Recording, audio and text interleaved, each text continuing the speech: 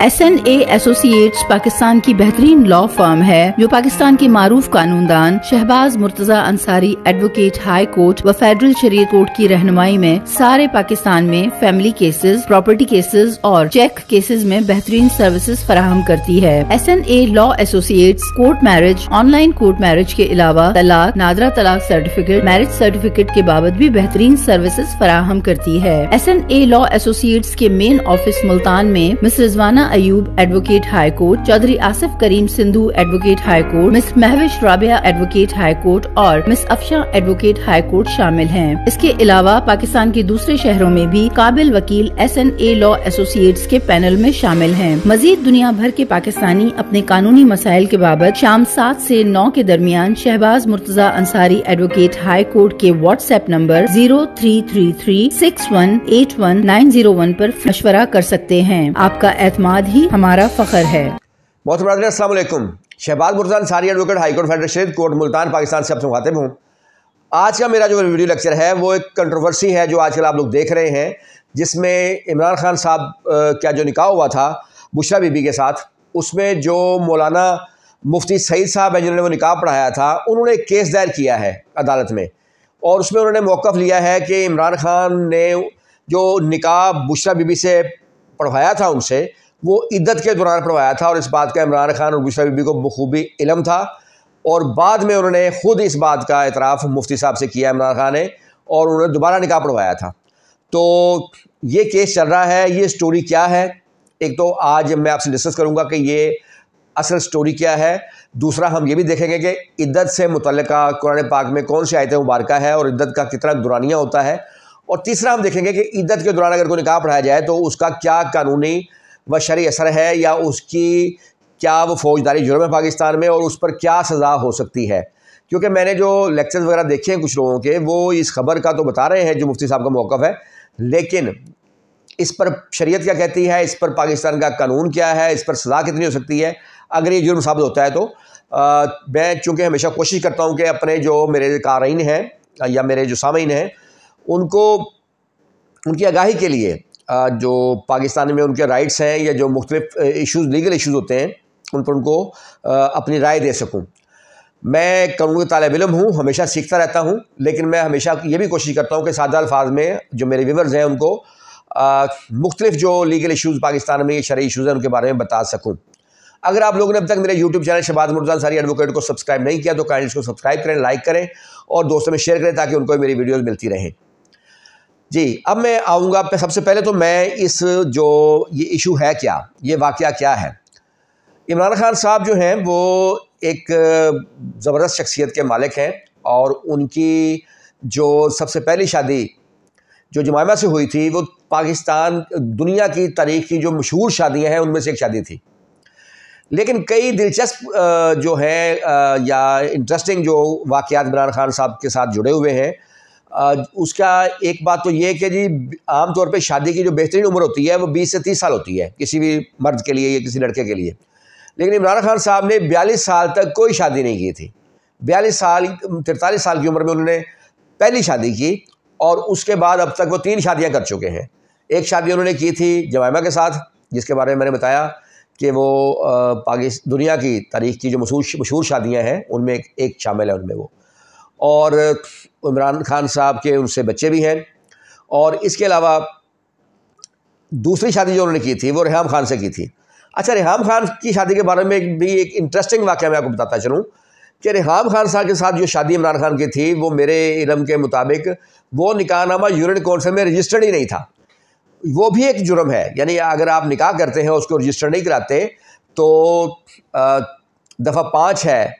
Muslim family law ordinance 61 का, जिसके तहत वो काबिल सज़ा जुर्म है। जो थी रेहाम खान के साथ निकाह रजिस्टर्ड ही नहीं था। और जो तीसरी शादी फिर की उन्होंने वो की बुशरा बीबी के साथ। अब जो मुफ्ती सईद साहब का मौक़िफ़ क्या है, वो कहते हैं कि मेरे इमरान खान से करीबी तल्लुक़ थे और मैं जो है इनके जो जितने भी निकाह हुए वो मैंने पढ़ाए हैं, उनका ये कहना है। और वो कहते हैं कि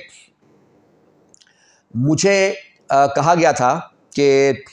1 जनवरी 2018 को इमरान खान का निकाह पढ़ाना है اور وہ ڈیفینس لاہور میں پڑھانا ہے۔ انہوں نے کہا جب میں وہاں گیا ہوں، وہاں بیٹھا ہوں جا کے، تو ایک خاتون جو دلہن کے ساتھ تھی، وہ جو اپنے آپ کو دلہن کی بہن کہہ رہی تھی، میں نے اس سے پوچھا کہ دوسری شادی کے لیے تمام قانونی شرعی تقاضے پورے ہیں؟ تو انہوں نے کہا ہاں جی تمام شرعی قانونی تقاضے پورے ہیں، جس کے بعد وہ کہتے ہیں کہ میں نے نکاح ان کا پڑھا دیا۔ اور اس کے بعد انہوں نے کہا کہ مجھے بعد میں عمران خان صاحب نے کچھ دن بعد مجھے کہا کہ وہ پہلا نکاح جو ہے وہ عدت کے دوران ہوا تھا، تو لہٰذا وہ ان کا دوبارہ نکاح پڑھائیں۔ تو وہ انہوں نے کہا کہ میں دوبارہ جو ہے پھر دوبارہ جو نکاح ہوا وہ بنی گالہ میں ہوا۔ لیکن انٹرسٹنگ بات یہ ہے کہ جو پہلا نکاح عدت کے دوران ہوا، اس کے بارے میں مفتی صاحب کا یہ کہنا ہے کہ وہ اس نکاح کے بعد بشرا بی بی جو ہے عمران خان کے ساتھ ہی رہائش پذیر رہی ہیں، اور اس کے بعد انہوں نے دوبارہ نکاح جو پڑھایا وہ پھر فروری میں پڑھایا انہوں نے جا کے بنی گالہ میں۔ یہ ہے مفتی صاحب کا موقف۔ سب سے پہلے تو مفتی صاحب کا بیان کیا ہے ذرا وہ ملاحظہ فرما لیں۔ عمران خان صاحب نے اپنے نکاح کے لیے یہاں سے لاہور کا سفر کیا اور میں بھی ان کے ہمراہ ہی تھا۔ میں نے ان کا نکاح بشرا بی بی سے پڑھا دیا۔ اس کے بعد میں اپنے گھر واپس آ گیا، اور پھر دیگر ذرائع سے بھی اور میڈیا سے بھی معلوم ہوا کہ جو مجھ سے کہا گیا تھا وہ درست نہیں تھا، تو شرعی اعتبار سے یہ نکاح فاسد ہوا۔ تو اللہ تعالیٰ کا خوف اور جواب دہی کا احساس، میں نے اس کے تحت ان دونوں حضرات کو بلایا اور پھر ان کا نکاح دوبارہ ہوا۔ اچھا، اب میں پہلی بات تو یہ کہ میں مفتی صاحب کا جو موقف ہے اس کو بھی میں درست تسلیم اس لحاظ سے نہیں کر سکتا، یا بات وہ درست کر رہے ہوں گے، لیکن میں ایک ذمہ داری کی بات کرنے جا رہا ہوں۔ وہ یہ ہے کہ جب نکاح رجسٹرار حضرات نکاح پڑھاتے ہیں تو اس طرح اگر کوئی شخص زبانی کہہ دے کہ جی تمام شرعی تقاضے قانونی تقاضے پورے ہیں اور وہ نکاح پڑھا دے، تو یہ اس نکاح رجسٹرار کے لیے بھی مناسب بات نہیں ہے، بلکہ قانونی طور پر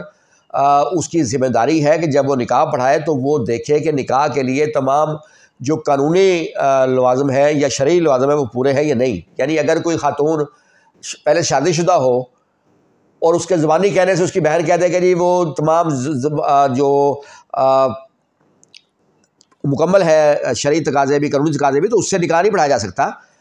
مولانا صاحب کو ان سے طلاق نامہ لینا چاہیے تھا، پھر طلاق نامے پر تاریخ دیکھنی چاہیے تھی، پھر ان کو ڈیورس سرٹیفکیٹ لینا چاہیے تھا نادرا کے تحت، کیونکہ ہمارا قانون یہ کہتا ہے کہ ڈیورس سرٹیفکیٹ ہوگا تو طلاق کنسیڈر ہوگی۔ تو یہ ڈاکومنٹ جب نہیں ہوں گے تو مفتی یا جو مولانا صاحب ہیں وہ نکاح نہیں پڑھا سکتے۔ اسی طرح لڑکی کی ایج بھی دیکھنی ہے انہوں نے، اس کے لیے ثبوت مانگنا ہے، آئی ڈی کارڈ اس کا ہوگا، بے فارم ہوگا۔ اگر ایج قانون کے مطابق کم ہوگی تو وہ نکاح نہیں پڑھا سکتے۔ اس لیے محض یہ کہہ دینا کہ مجھے خاتون نے یہ کہا تھا، ہاں یہ الگ بات ہے کہ عمران خان صاحب کی ایک شخصیت ہے پاکستان میں، ایک دنیا میں ایک نام ہے، پاکستان میں ایک نام ہے، تو وہ اس پریشر کی بنا پر وہ ان سے ڈاکومنٹس نہ مانگ سکے ہوں اور انہوں نے ان کے کہنے پہ پڑھا دیا ہو۔ اور دوسری اہم بات یہ ہے کہ ابھی تک عمران خان صاحب کی جانب سے یا کسی اور کی طرف سے اس موقف سے پر جو ہے کوئی انکار سامنے نہیں آیا کہ انہوں نے عدت میں نکاح نہیں پڑھوایا تھا اپنا، یا انہوں نے مفتی صاحب کو فون کر کے دوبارہ نکاح نہیں پڑھوایا تھا۔ اب اس کیس میں کوشچن یہ آ رہا ہے کہ اگر پہلا نکاح عدت کے دوران تھا تو مفتی صاحب کے بقول عمران خان صاحب جو ہیں وہ بشرا بی بی کے ساتھ اکٹھے رہے ہیں، اور اگر دوبارہ جو نکاح پڑھایا گیا اگر وہ نکاح درست تھا تو پھر جو اس سے پہلے جو عرصہ وہ دونوں ساتھ رہے ہیں وہ عرصہ کیا اس کو کیا معنی دیے جائیں گے جو وہ یہ دونوں ساتھ رہے ہیں، کیونکہ نکاح اگر دوسرا ویلڈ تھا تو ایک تو یہ جو اہم کوشچن ہے اس کو دیکھا جانا چاہیے۔ اب میں آتا ہوں جو قرآن پاک کی آیت مبارکہ ہے اس سے متعلقہ، لیکن اس سے پہلے میں جو ایک بنیادی بات بتانا چاہتا ہوں وہ حیران کن بات وہ یہ ہے کہ جب مفتی صاحب سے یہ پوچھا گیا، آپ نے سنا کہ 1 جنوری 2018 کو عدت میں نکاح انہوں نے کیوں اپنا پڑھوانا پسند کیا، اور آپ نے تو پڑھایا، چلو آپ کو تو غلط معلومات مل گئی تھی، ان کو کیا اتنی ایمرجنسی تھی، جلدی تھی کہ انہوں نے عدت میں نکاح پڑھوایا اپنا، تو کچھ دن کیوں صبر نہیں کر سکتے تھے وہ؟ تو انہوں نے فرمایا کہ عمران خان نے یہ بتایا تھا کہ ان کو بشرا بی بی نے یہ کہا ہے کہ آپ کا میرا نکاح اگر 1 جنوری کو ہوتا ہے تبھی آپ وزیر اعظم بن سکتے ہیں، اگر کسی اور ڈیٹ کو ہوگا تو آپ وزیر اعظم نہیں بن سکتے۔ اگر یہ بات مفتی صاحب کی درست ہے تو پھر یہ بھی ایک اہم بات ہوگی کہ ایک ایسا شخص جو وزیر اعظم پاکستان رہا ہے اور جو کہ لاکھوں کروڑوں لوگوں کا ایک لیڈر بھی ہے، اور اس کی جو سوچ ہے یا توہم پرستی اس کو کہہ لیں، جو بھی کہہ لیں کہ وہ اس جیسی ہے کہ یہاں پر ہے۔ باقی مجھے نہیں پتا یہ بات کس قدر درست ہے کس قدر نہیں، کیونکہ انکار کوئی آئے گا تو پھر اس کو دیکھیں گے۔ فی الحال جو مفتی صاحب کا موقف ہے وہ یہی ہے کہ 1 جنوری 2018 کو پڑھایا گیا، لیکن اگر عدت کے دوران پڑھایا گیا، 1 جنوری 2018 کو پڑھایا گیا، تو پھر بات ان کی ذہن میں آتی بھی ہے، کیونکہ کوئی وجہ نہیں تھی پھر اتنی ایمرجنسی میں نکاح پڑھانے کی یا عدت کے دوران یہ پڑھانے کی۔ اب اگر کوئی شخص عدت میں نکاح پڑھاتا ہے تو اس کا کیا قانونی اثر ہے، اب وہ ہم دیکھتے ہیں۔ قرآن پاک کی آیت مبارکہ ہے، سورۃ البقرہ ہے، آیت نمبر 228 ہے۔ اس کا ترجمہ یہ ہے، اور طلاق والی عورتیں انتظار میں رکھیں اپنے آپ کو 3 حیض تک، اور ان کو حلال نہیں ہے کہ چھپا کے رکھیں جو پیدا کیا اللہ نے ان کے پیٹ میں، اگر وہ ایمان رکھتی ہیں اللہ پر اور یوم آخرت پر۔ یہ اس کا ترجمہ ہے، یعنی کہ اگر کسی عورت کو طلاق ہوتی ہے تو اس کے لیے 3 حیض تک جو ہے وہ عدت گزار ان کے لیے ضروری ہے، اور اسی طرح جس کو جو اگر دنوں میں دیکھا جائے تو پھر وہ تقریباً 3 ماہ 10 دن کنسیڈر ہوتے ہیں، اور اس طرح اگر کسی خاتون کے شوہر کی ڈیتھ ہوتی ہے تو اس صورت میں عدت جو ہے وہ تقریباً 4 ماہ 10 دن شمار ہوتی ہے۔ لیکن سپریم کورٹ نے اپنے ایک فیصلہ 1992 SCMR 1273 میں یہ قرار دیا کہ عورت کی ان 3 حیض کے حساب سے اگر کم سے کم بھی عدت شمار کی جائے تو وہ 39 ڈیز بنیں گی، 39 دن بنیں گی۔ اس طرح بعد میں ایک 2002 CLC 1964 ایک فیصلہ بھی آیا جس میں بھی اسی بات کو قرار دیا گیا کہ کم سے کم عدت پھر اتنی قرار پائے گی کسی خاتون کی دوسرے نکاح کے لیے۔ اچھا، اب ایک دلچسپ بات، اہم بات جو شریعت کو بتانا چاہتا ہوں کہ اگر نکاح ہو رخصتی نہ ہو تب، اور طلاق ہو جائے عورت کو، تب کوئی عدت عورت کی نہیں ہوگی، لیکن اگر نکاح ہو رخصتی نہ ہو اور شوہر کی ڈیتھ ہو جائے تب عدت وہی رہے گی جو شوہر کی وفات کی صورت میں بیوہ کی عدت ہوتی ہے۔ اچھا، اب یہ تو آ گیا عدت کا معاملہ کہ عدت میں جو ہے نکاح سے منع کیا گیا ہے، اس کی بنیادی وجہ یہی ہے، یہ جانچنے کے لیے منع کیا گیا ہے تاکہ عورت جو ہے وہ حاملہ نہ ہو اور بعد میں پیرنٹیج کا مسئلہ نہ بچے کا آ جائے کہ بچہ کس کا ہے، تو اس لیے منع کیا گیا ہے عدت کے دوران دوسرا نکاح کرنے سے، تاکہ کل کو بچے کی ولدیت کا کوئی ایشو نہ آ جائے۔ اب جو اس کے متعلق جو شریعت ہے وہ قوانین کیا کہتے ہیں، ہمارے جو وکالت میں محمد اللہ ایک ایسی بک ہے جس میں اسلام کے بنیادی اصول طے کیے گئے ہیں، گو کہ وہ بائنڈنگ تو نہیں عدالتوں میں کیونکہ وہ کسی قانون ساز اسمبلی نے اس کو پاس نہیں کیا، لیکن جہاں پر بھی شرعی مسئلہ آتا ہے تو عام طور پہ عدالتوں میں محمد اللہ سے مدد لی جاتی ہے۔ اس کا سیکشن 253 جو ہے وہ بڑا واضح ہے، وہ نکاح کی 3 قسمیں بیان کرتا ہے۔ ایک ہے صحیح نکاح، صحیح اس کو کہتے ہیں ویلڈ نکاح، دوسرا ہے نکاح فاسد اسے کہتے ہیں ارریگولر نکاح، تیسرا ہے نکاح باطل اسے کہتے ہیں وائڈ نکاح۔ تو یہ 3 قسمیں بیان کی گئی ہیں۔ جو صحیح نکاح ہے وہ درست ہے، اس میں جس میں جاب و قبول ہو، لڑکی کی عمر مکمل ہو اور گواہان ہوں، وہ ایک صحیح نکاح ویلڈ نکاح ہوگا اور اس میں کوئی شرعی ممانعت نہ ہو اس نکاح میں۔ دوسرا ہے فاسد ارریگولر نکاح، یہ وہ نکاح ہے جس میں جو کہ وائڈ نہیں ہوتا لیکن وہ ارریگولر قرار پاتا ہے، فاسد قرار پاتا ہے، اور اس نکاح میں جو بچے پیدا ہوتے ہیں وہ درست صبر ہوتے ہیں، اور یہ ایک خاص مرحلے سے گزر کر یہ جو نکاح ہوتا ہے یہ درست قرار پاتا ہے، اسے کہتے ہیں ارریگولر نکاح۔ ٹھیک ہے، اس میں جیسے ریگولر نکاح میں جیسے ایک شخص ایک وقت میں 4 بیویاں رکھ سکتا ہے، اگر وہ 5ویں رکھنا چاہے تو 5ویں کر دیتا ہے تو وہ ریگولر شمار ہوگی، وائڈ نہیں ہوگی۔ اچھا، اب وائڈ میرج کیا ہوگی، باطل میرج کیا ہوگی؟ باطل میرج وہ ہے کہ جس سے نکاح ممکن ہی نہ ہو، لہذا وہ نکاح سرے سے ہی وائڈ ہوتا ہے، اور نہ وہ نکاح ہو سکتا ہے، اگر وہ بچے ہوتے ہیں تو وہ بھی جائز بچے قرار نہیں پاتے، اور ایون کہ اس نکاح کی صورت میں اگر میاں بیوی کا ریلیشن ہوتا ہے تو وہ بھی زنا شمار ہوتا ہے۔ اچھا، اس میں جو ممانعت وائڈ میرج کون سی ہوگی؟ وائڈ میرج میں مختلف چیزیں آتے ہیں، نکاح آتے ہیں، جیسے کہ کسی محرم کے ساتھ نکاح نہیں ہو سکتا، محرم رشتے کے ساتھ نکاح نہیں ہو سکتا، یہ وائڈ ہے۔ اسی طرح کچھ دیگر نکاح جو ہیں وہ وائڈ صور ہوتے ہیں۔ اچھا، اب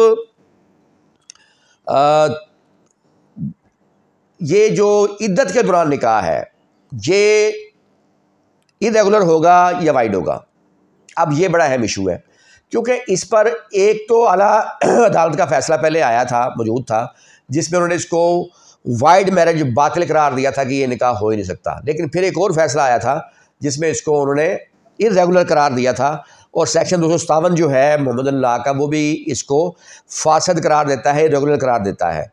لیکن اس پر علماء کرام کی رائے مختلف ہے، اور کچھ علماء کرام جو ہیں وہ اس کو وائڈ قرار دیتے ہیں۔ اور ابھی ریسنٹلی اسلام آباد ہائی کورٹ کا ایک فیصلہ آیا ہے جس میں انہوں نے اس جو میرج ہے، عدت کے دوران جو میرج ہے، اس کو انہوں نے فاسد قرار دیا ہے، ارریگولر قرار دیا ہے۔ لیکن اس فیصلے پر بھی کافی علماء حضرات کی طرف سے اعتراضات سامنے آئے تھے، اور اب